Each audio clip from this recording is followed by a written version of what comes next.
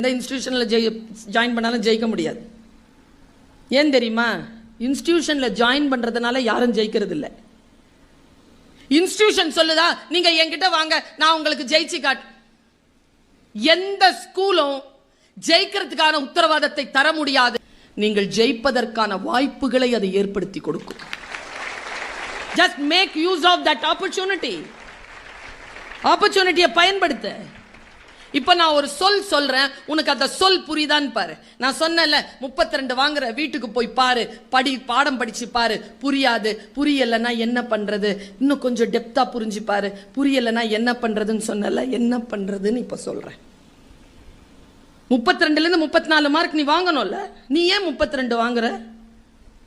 அவ ஏன் 98 வாங்குறா? அவளுக்கு சப்ஜெக்ட் புரிஞ்சிருச்சு, உனக்கு புரியல, அவ்வளவுதானே.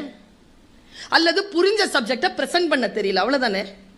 பிரசன்ட் பண்ணும்போது எனர்ஜி இல்லை, அதை யோசிக்க முடியல, யூ ஆர் நாட் இன்ட்ரெஸ்டட், அவ்வளவுதானே. நீ பிரிச்சு பாரு. எதற்கு